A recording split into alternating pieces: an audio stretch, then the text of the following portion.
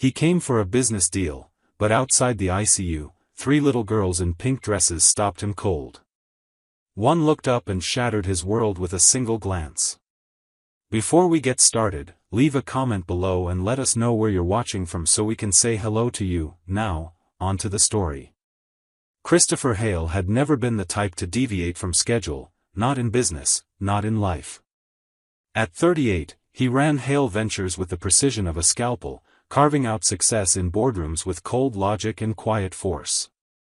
His days were timed to the second, his emotions tucked neatly behind his tailored suits and polished shoes. That morning was supposed to be just another transaction, another sterile meeting in another white-walled conference room. He stepped out of the black SUV, adjusting the cuff of his charcoal gray shirt beneath his navy suit. His briefcase was in one hand, his phone in the other, already lighting up with unread emails and meeting notes. Chicago Mercy Hospital loomed ahead, its sleek glass facade reflecting the overcast sky. He didn't look up. Christopher was here to discuss capital investment for a pediatric expansion wing, something good for PR, something clean and clinical. He wasn't here to feel. He wasn't here for anything more than numbers and returns. But fate doesn't ask for permission when it intervenes. He rode the elevator to the 4th floor, his thoughts on profit margins and proposal margins, not people. The doors slid open with a quiet chime, and he stepped into the sterile hallway, expecting silence. What he got instead was the sound of muffled crying. At first, he ignored it. Hospitals are full of grief, full of fear, full of human sounds that Christopher had trained himself to filter out. But as he walked past the ICU, he caught it again, softer, higher-pitched, and heartbreakingly helpless. Then he saw them. 3 little girls, standing just outside room 402. Side by side like fragile porcelain dolls, each one dressed in the same faded pink dress. Their blonde hair clung to their cheeks, damp with tears. Their tiny hands clasped each other's tightly, as if one wrong move might shatter the thin thread of courage they were holding onto. He stopped. The sight didn't belong in his world. It didn't make sense. His brain tried to rationalize it. Maybe someone was coming, maybe a nurse had stepped away, but his feet wouldn't move. One of the girls lifted her head. And the air left his lungs. Brown eyes. His brown eyes. The same curve of cheek. The same faint crease in the brow. Recognition struck not like a memory, but like a mirror.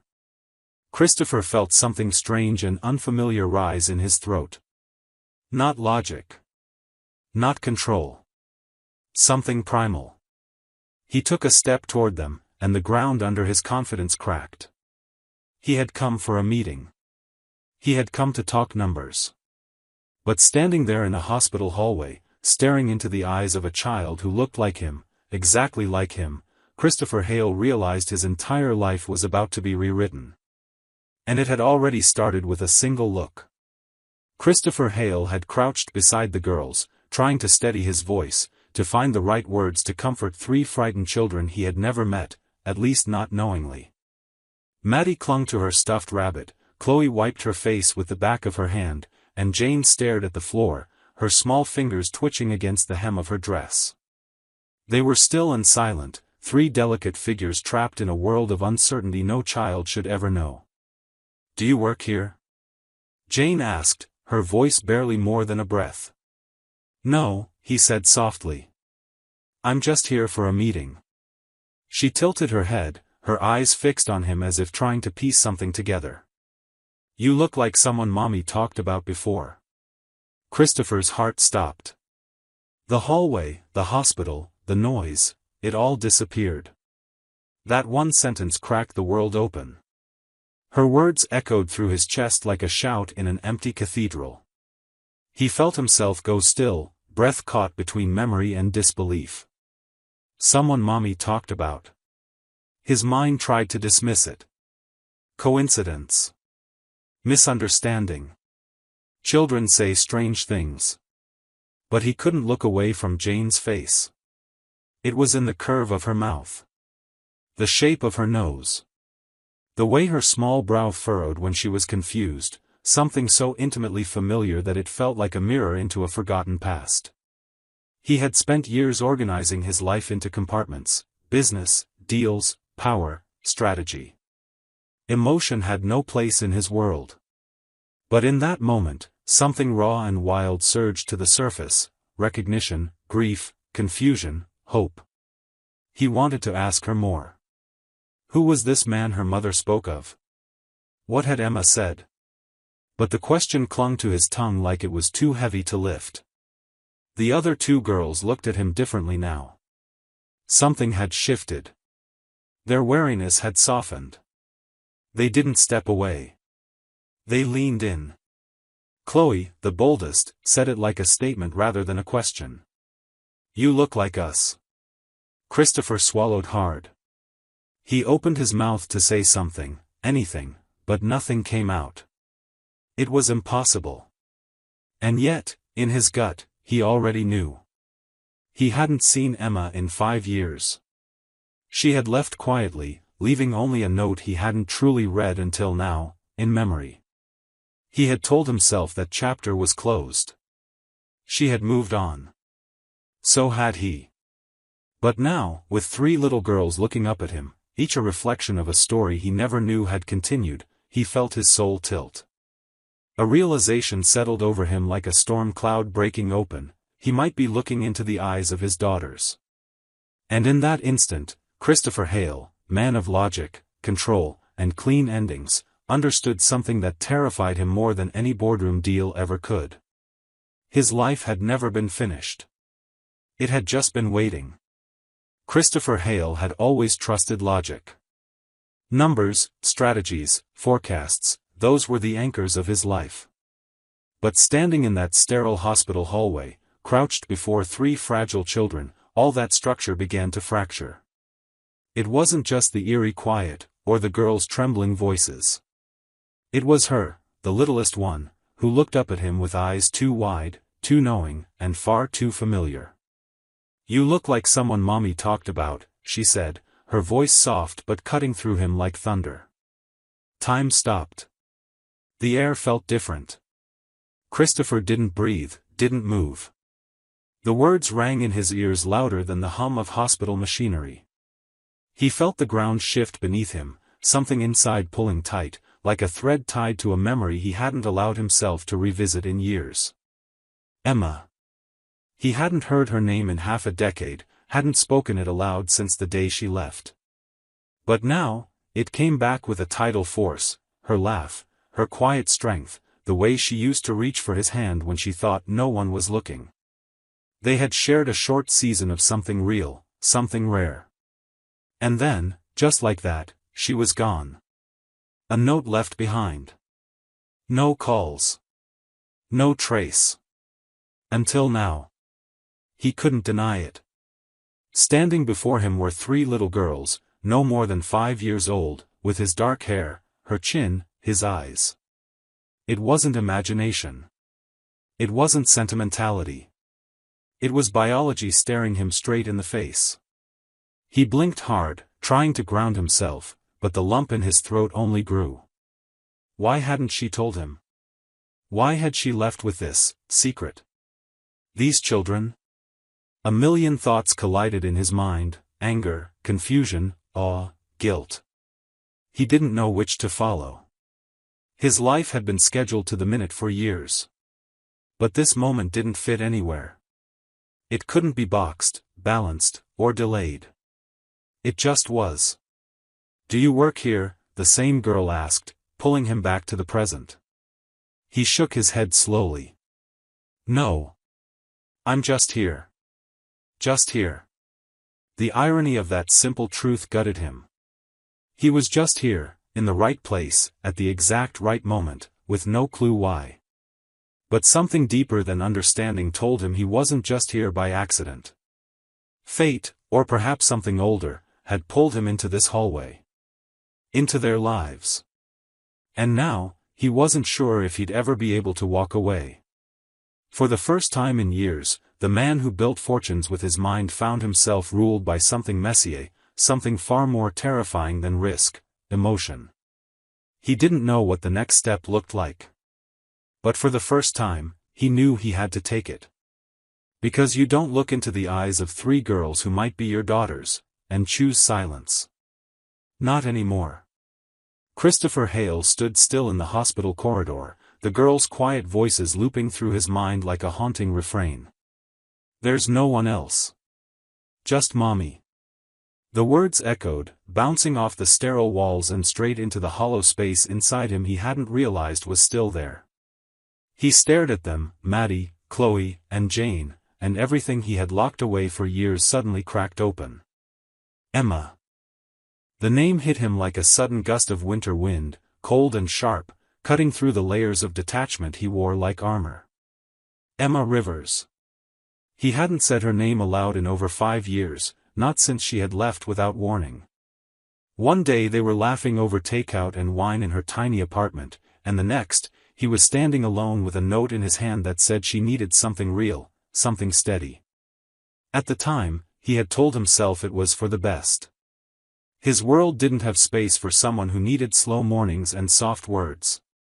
But standing here now, faced with 3 little girls whose eyes and expressions mirrored his own, he felt like a man dragged backward through time, only to discover he had missed something that was never supposed to be missed.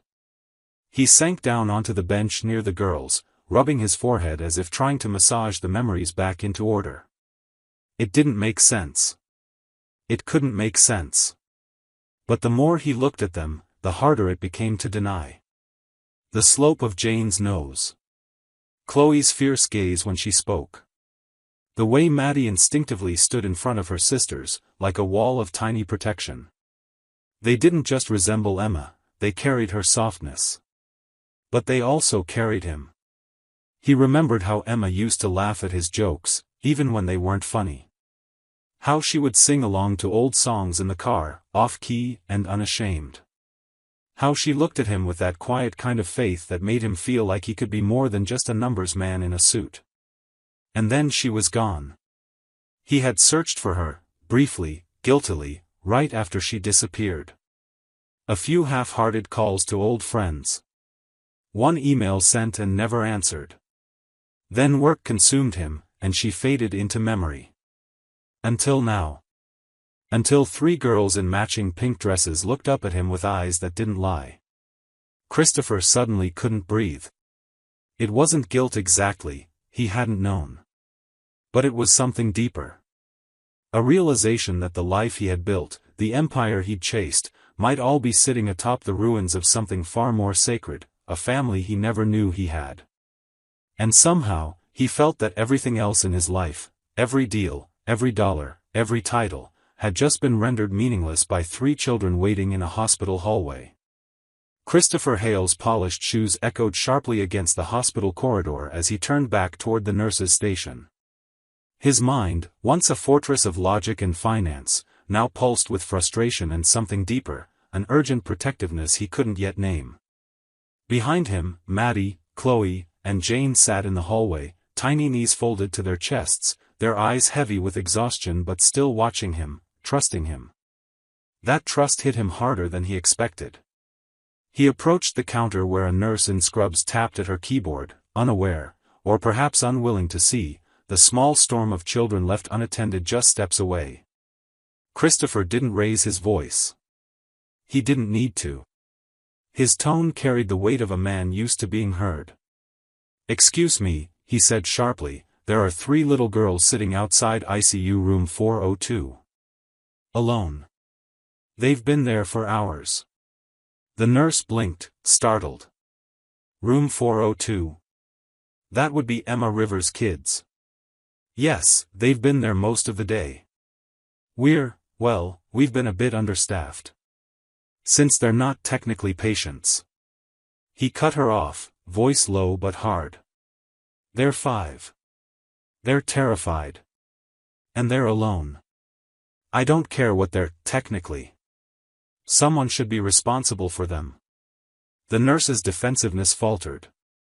Her fingers froze over the keyboard.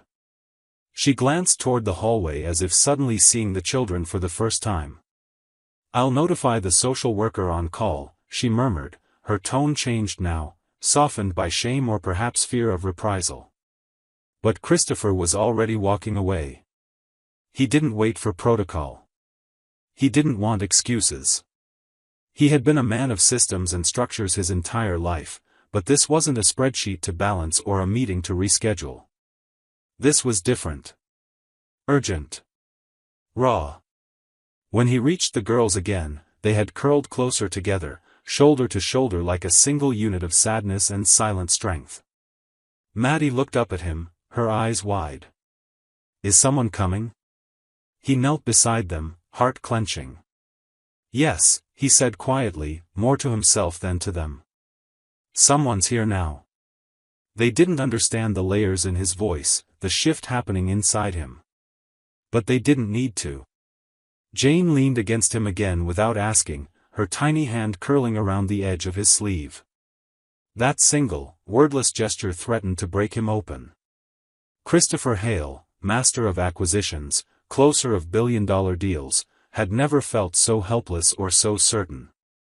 Whatever happened next, he knew this much, he wouldn't let them sit in a hallway waiting for someone to care. Not again. Because from the moment one of them looked at him with eyes that mirrored his own, he had stopped being a bystander. He was part of this now. And he wasn't going anywhere. Christopher Hale had always been a man of logic, a builder of empires and schedules, not bonds and bedtime stories. But as he knelt again beside the three little girls outside the ICU, something deeper than curiosity anchored him to the floor. Their tiny bodies were curled together now, sitting cross-legged on the sterile tile, fingers intertwined like vines clinging to one another for dear life. No one had come for them. No nurse. No family. No one. Just the distant echo of beeping monitors and the low hum of sorrow. Christopher's voice came out softer this time, less calculated. "Your mom," he said, looking into Chloe's wary eyes, "she and we knew each other a while ago." Chloe tilted her head with the serious expression only children who've grown up too fast wear. "Are you a friend?" He swallowed hard. "I think I used to be." Maddie, the tallest and clearly the oldest by a few minutes, spoke next, her voice stronger but laced with a strange maturity. "Mommy doesn't talk about friends anymore. Just work. And stories at night." That line hit him harder than he expected.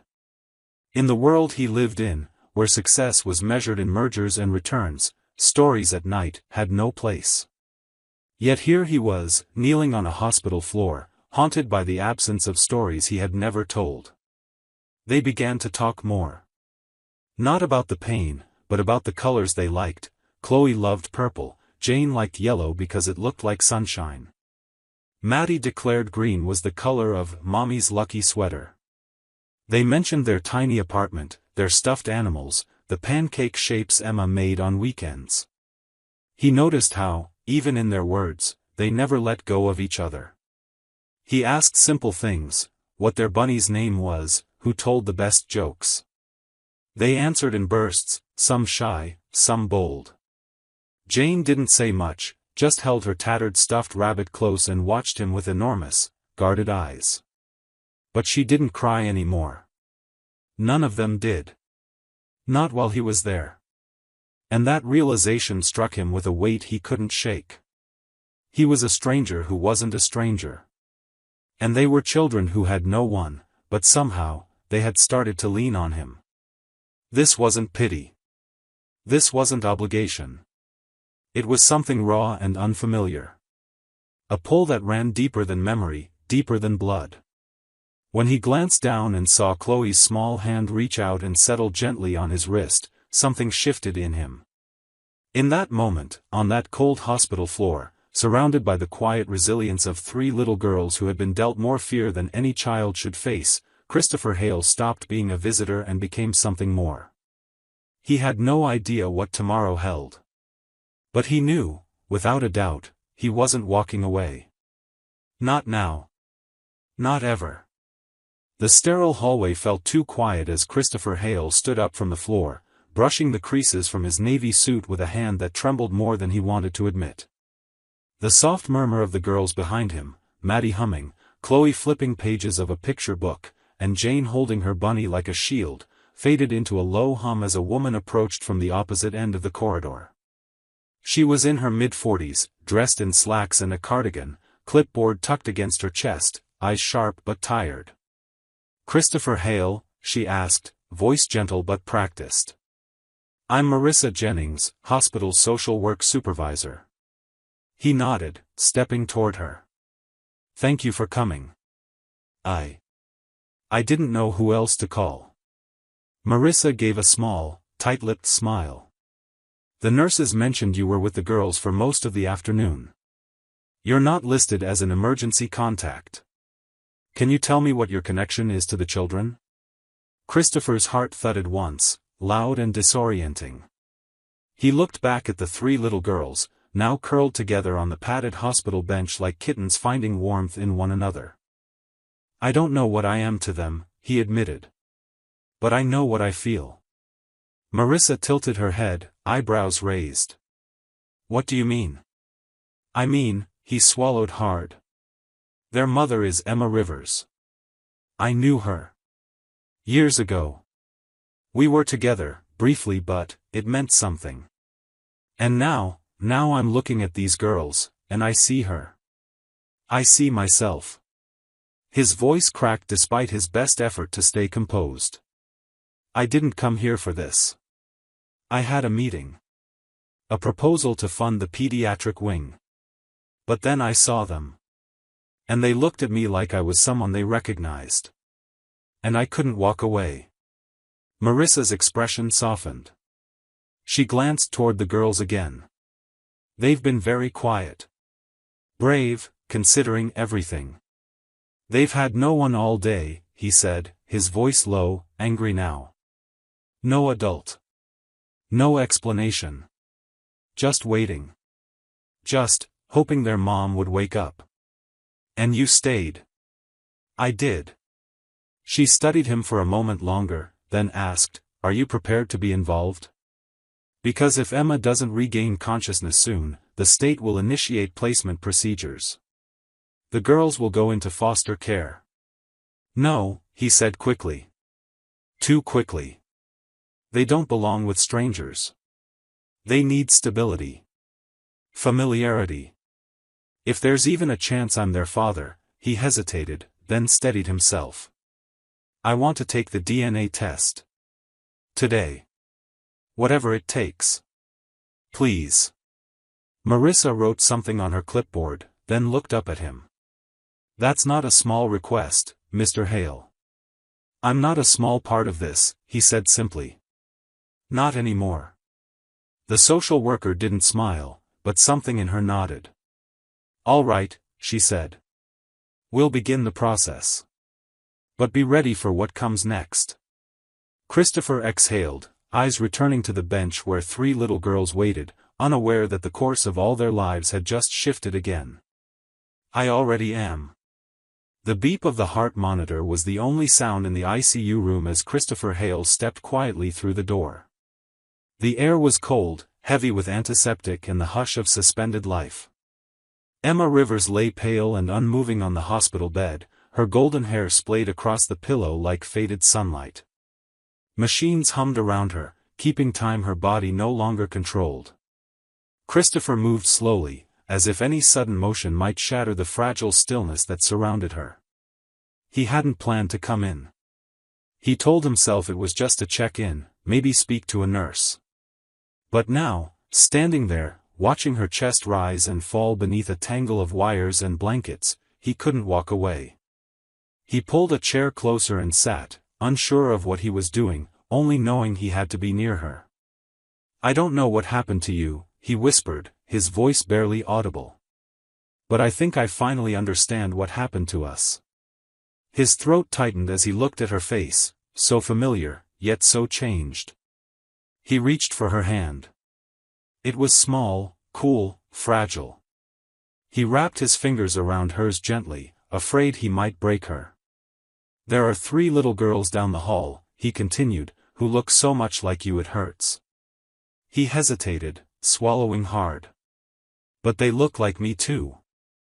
The words cracked something open in him, years of buried questions, forgotten emotions, all flooding back in a rush of unbearable clarity. I don't know why you didn't tell me. Maybe you meant to. Maybe you thought I wouldn't want to know. But I met them, Maddie, Chloe, Jane. His voice trembled. They're incredible, Emma. Brave. Scared. Beautiful. They waited all day for you, without complaint, without anyone. He glanced at the door, half expecting someone to walk in, to break the moment. No one did. I sat with them. I held their hands. I listened to their stories, he said, the words spilling out faster now. Chloe told me about a dream she had. Maddie stood in front of her sisters like a little soldier. Jane never let go of her stuffed bunny. They clung to each other like it was the only thing keeping them from falling apart. And somehow they pulled me in. His voice dropped, quiet and raw. Emma. I think they're mine too. Then, just the faintest twitch. Her fingers moved beneath his. It wasn't strong. It wasn't clear. But it was enough. His breath caught in his chest. He leaned in, closer. Emma, he whispered. There was no reply. No awakening. But in that split second, a flutter of life, a thread pulled tight between past and present, between what had been and what could still be. And in that sterile room filled with silence and sorrow, Christopher made a vow without words, he would not leave again. Not her. Not them. Not this time. Christopher Hale had never imagined his penthouse would echo with giggles. For years, his life had been spreadsheets, strategy sessions, and the hush of ambient jazz playing over dim lighting in a space designed for efficiency, not comfort. But that night, everything changed. The door opened, and three tiny forces of nature stepped in, holding his hands like they'd done it for years. Maddie, Chloe, and Jane carried more than their little bags and stuffed animals, they brought life. The moment the girls crossed the threshold, his world shifted. Maddie let go first, charging ahead and slipping on the polished wood floors with a squeal that turned into laughter. Chloe looked around with wide, curious eyes and declared, "This place needs more color."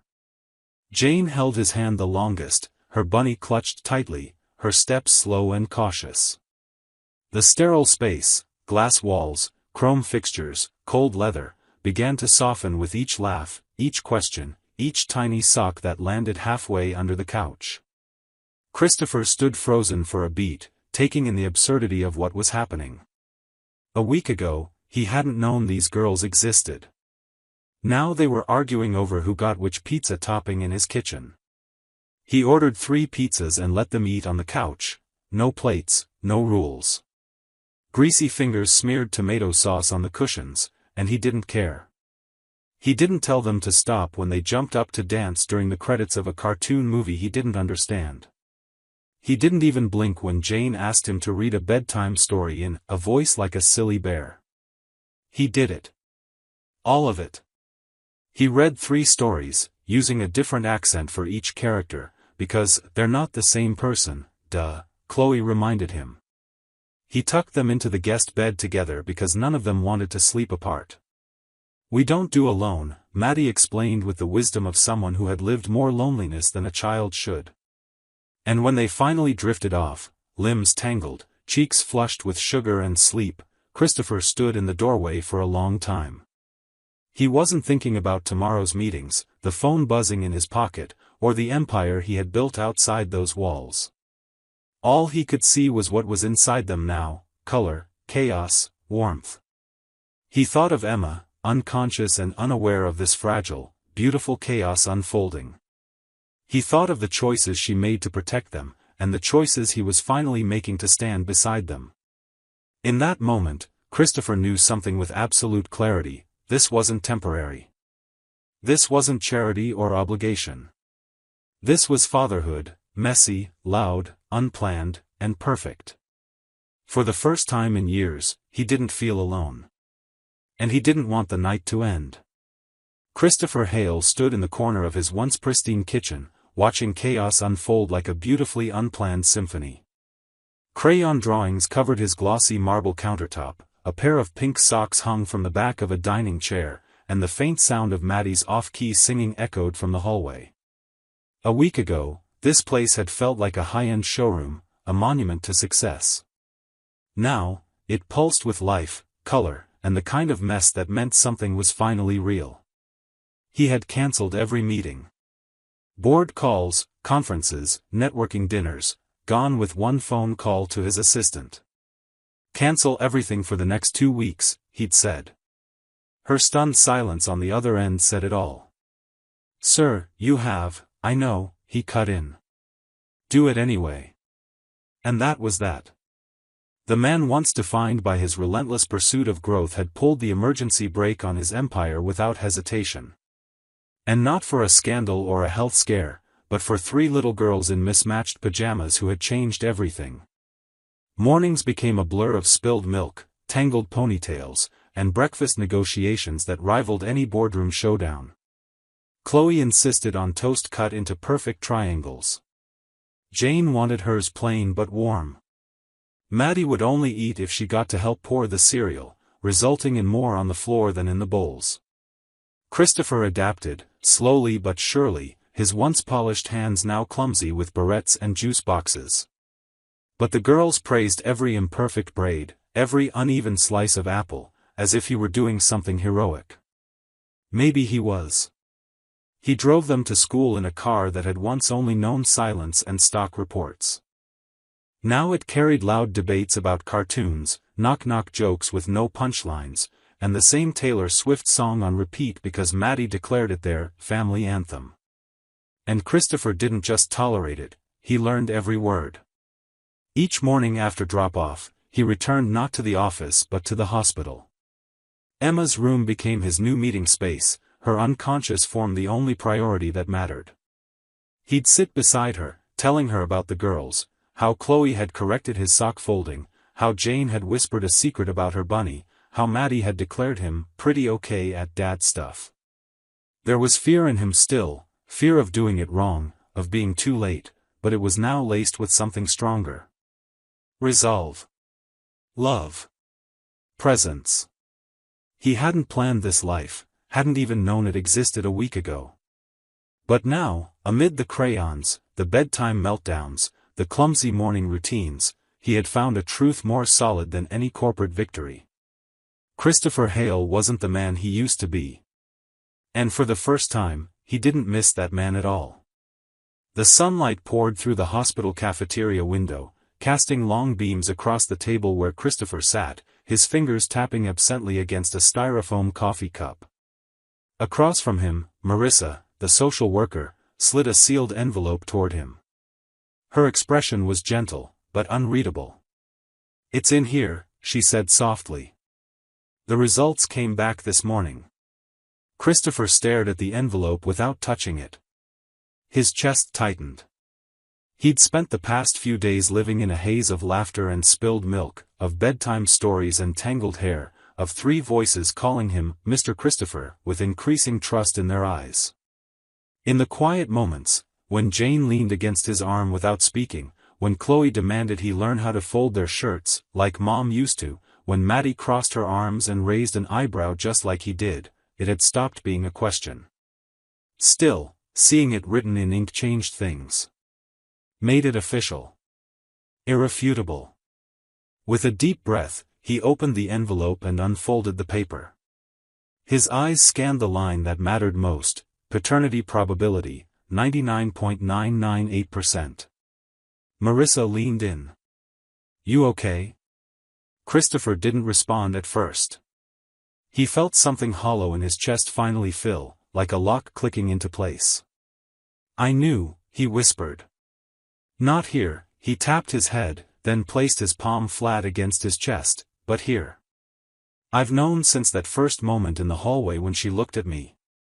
Emotion clawed at his throat. He wasn't the kind of man who cried, not in boardrooms, not at funerals, not even when he'd watched Emma walk out of his life. But now, with 3 little girls upstairs coloring in a waiting room, his daughters, everything felt like too much and not enough all at once. Marissa's voice was kind but firm. This gives you legal standing. You can begin temporary guardianship paperwork today, if you're ready. He met her eyes. I've already started. She smiled. You're handling this better than most. Christopher shook his head. I'm not handling anything. I'm just doing what I should have done 5 years ago, being there. He let the paper settle on the table, his hands trembling just slightly. They were out there in the world without me. And I had no idea. There was a pause. Then, softer, what do I do now? Marissa stood and placed a reassuring hand on his shoulder. You keep showing up. That's what being a father is. Later that afternoon, when he returned to his condo with 3 girls in the back seat singing off-key, Christopher didn't think of business calls or investment reports. He thought of Jane's quiet smile, Chloe's wild curiosity, Maddie's unshakable strength, and the paper folded in his jacket pocket that told him what his heart already knew. They were his. And he was never letting them go again. The DNA test results might have confirmed what Christopher Hale already knew in his heart, but they didn't prepare him for what came next, the feeling of urgency, the deep, primal need to protect. Not just from the outside world, but from the ache of uncertainty that had hovered over Maddie, Chloe, and Jane since the day he found them in that hallway. They deserved more than sympathy. They deserved belonging. He didn't wait. That same afternoon, he returned to the hospital with questions, not for Emma, not for the doctors, but for Marissa, the social worker. What did he need to do to make sure these girls would never be passed off to strangers? What paperwork, what evaluations, what courts? He didn't flinch at the answers. Instead, he reached for the pen before Marissa could finish explaining. I want to do this right, he said, voice tight with purpose. Tell me where to start. That night, he brought them back to his condo. It had once been a sterile bachelor space, sleek furniture, glass walls, spotless counters. But as soon as the girls stepped through the door, carrying their favorite stuffed animals, tiny backpacks slung over shoulders, it transformed. Their laughter echoed through the high ceilings, bouncing off the marble like sunlight. Jane's giggles danced in the kitchen while Maddie explored the view from the window, and Chloe turned the plush white rug into a stage for an impromptu performance. And Christopher, he laughed. Not the polite chuckle he gave clients or the strained exhale at board meetings, but a full, unguarded laugh. When was the last time he had done that? He ordered pizza, something he hadn't eaten in years. He let them sit on the couch with greasy hands and juice boxes. He read bedtime stories in 3 different voices, one for each girl, because they insisted. And when they finally fell asleep, all curled into one bed in the guest room, their limbs tangled like puppies, he stood in the doorway and felt something shift inside him. He had always thought of love as something that came later, after success, after security, after everything else had been handled. But looking at them now, peaceful, safe, real, he realized he had been wrong. Love wasn't what came after. It was what came first. And Emma, still unconscious in that hospital bed, she didn't even know yet. She didn't know he was here. That he had found them. That her daughters had led him home. He sat on the edge of his bed that night, staring at the phone buzzing with reminders and calendar alerts. Meetings, deals, deadlines. But none of it mattered. Not anymore. Not compared to the quiet sound of 3 little girls breathing deeply in the next room. He silenced the phone. He had finally built an empire. Now, he was learning how to build a home. And this time, he wasn't doing it alone. The 12th morning dawned with a quiet stillness in the ICU, the kind that made every sound feel louder, every heartbeat heavier. Christopher Hale entered the hospital like he did each day now, carrying 2 coffees, a fresh report from the girls' teachers tucked into his coat pocket, and an ache in his chest that hadn't eased since the moment he first saw Maddie, Chloe, and Jane outside that sterile hallway. He had grown used to the rhythm of this room, the faint beeping monitors, the soft rustle of nurses' shoes, the antiseptic chill in the air. Emma Rivers lay motionless, pale and delicate beneath the blankets. Every day, Christopher would sit beside her and speak, about the girls, about the chaos at home, about the bedtime stories he read in 3 different voices because Chloe insisted. He didn't know if she could hear him, but he spoke anyway. He needed her to hear. He needed her to come back. That morning, something shifted. It was subtle. The faintest twitch in her fingers beneath the blanket. At first, he thought he imagined it, but then it happened again, this time unmistakably. The cup of coffee in his hand trembled. He stood up, unsure whether to shout or pray. "Emma," he whispered, voice cracking with disbelief. The nurse rushed in, eyes scanning monitors, hands checking reflexes. "It could be a sign," she said cautiously. "A sign of awakening." Christopher barely breathed. He leaned closer, brushing a strand of hair from Emma's damp forehead. Then it happened, her eyelids fluttered, slow and unsteady, like curtains parting after years sealed shut. She blinked against the light, her gaze unfocused, confused. Then her eyes shifted. They found his. At first, no recognition. Then, slowly, her brow furrowed, memory chasing clarity. Her lips moved, dry and cracked.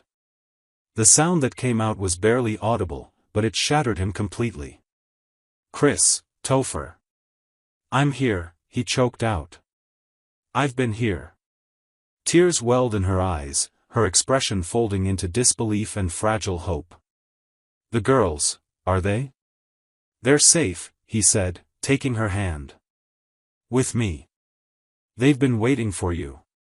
Every single day." Emma broke down then, weakly, silently, completely.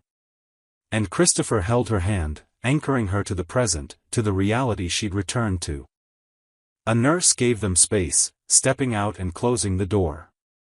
"I didn't know how to tell you," she whispered minutes later, her voice gravelly and filled with years of unsaid truths.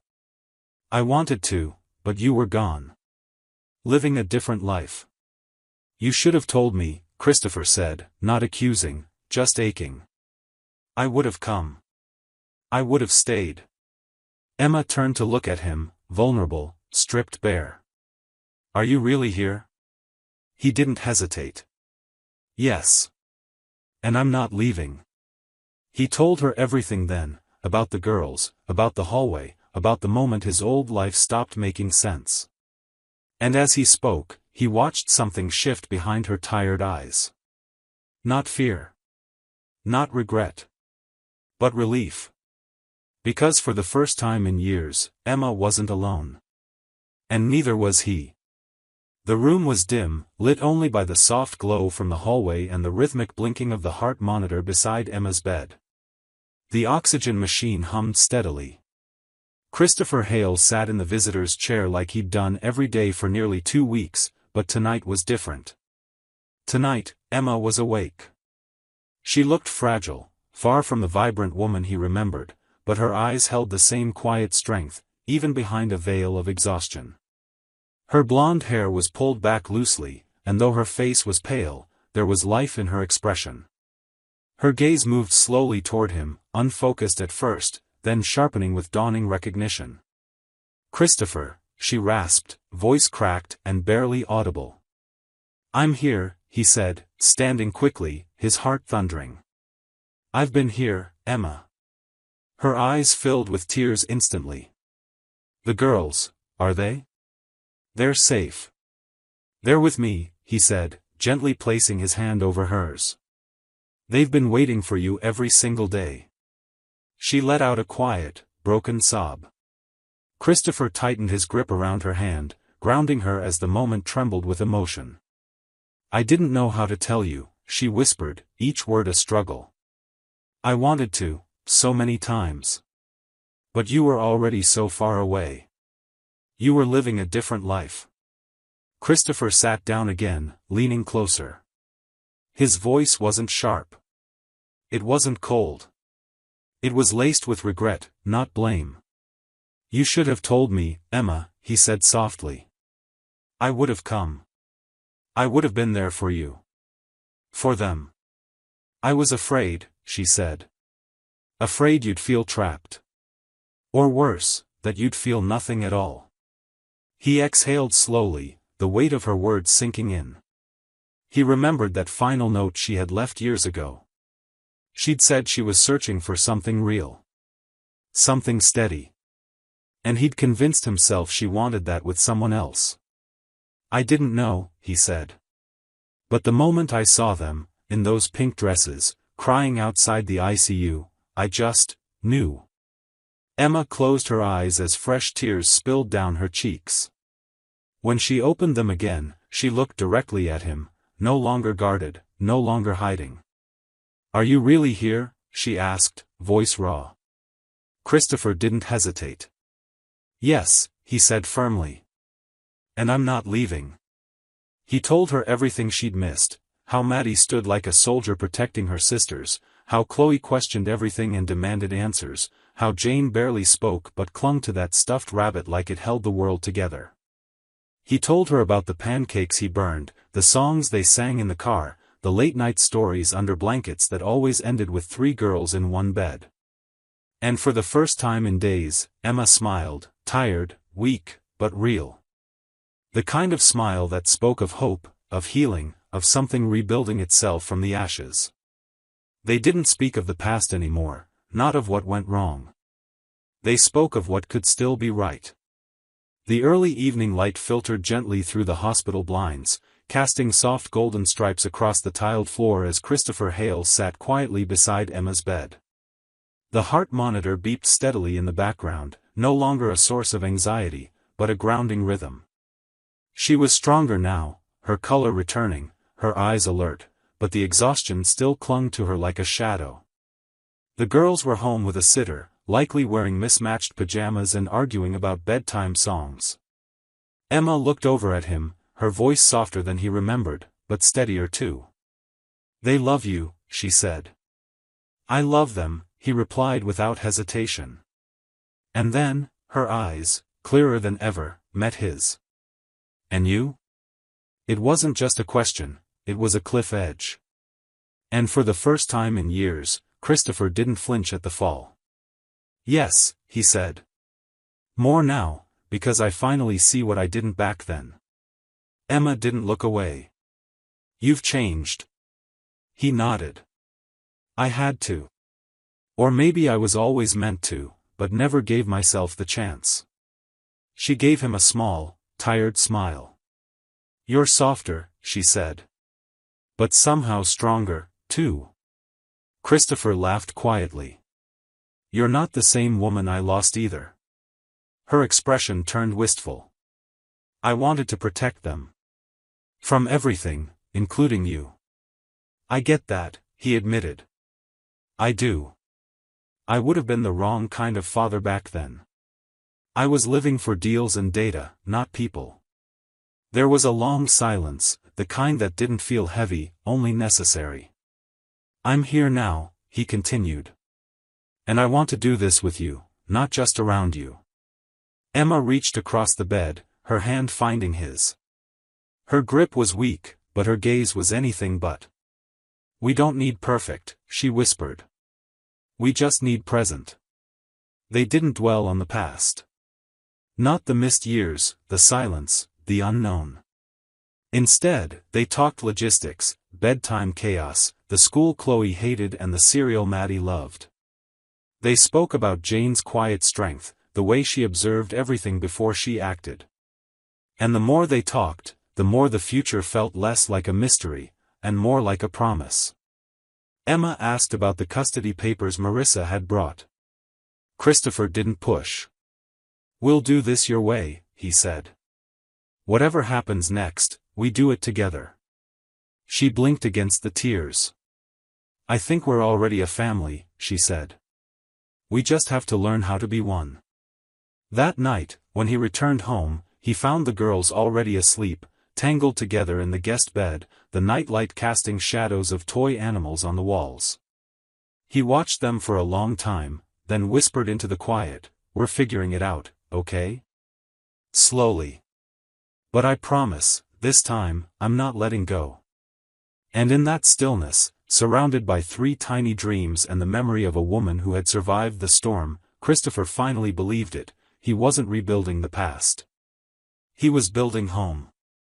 The hospital room that once held only beeping machines and whispered prayers now stood empty, the air finally free of fear.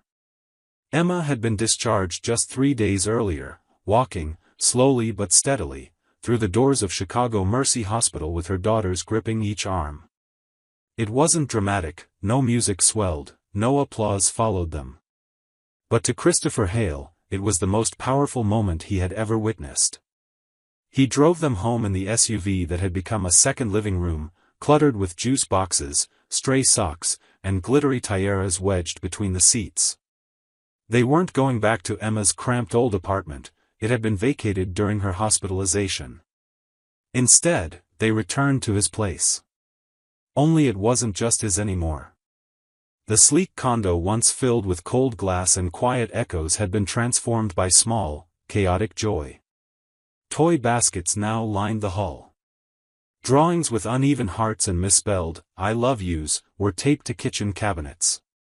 The table, which once sat untouched and perfect, now bore stains of juice boxes and elbows sticky with syrup. And every night, 5 plates were set, whether or not everyone had an appetite. That first dinner back, Chloe insisted their spaghetti be dyed pink, and Emma, still pale but radiant in her frailty, actually laughed. Christopher couldn't take his eyes off her. She had survived something that could have broken anyone, and here she was, wiping sauce off Maddie's cheek and gently reminding Jane not to eat with her fingers. It wasn't the woman he remembered. She was stronger now. More human. And somehow, even more beautiful. Days passed. Routines deepened. Christopher stepped down from his role as CEO, keeping only the chairman position. The media called it a shocking retreat from power. But he didn't see it that way. He hadn't walked away from anything. He had walked toward everything that mattered. Every morning was chaos, cereal spilled, lost shoes, last-minute backpacks. Every evening was ritual, bath time arguments, tangled bedtime stories, and the quiet hum of trust building itself in layers.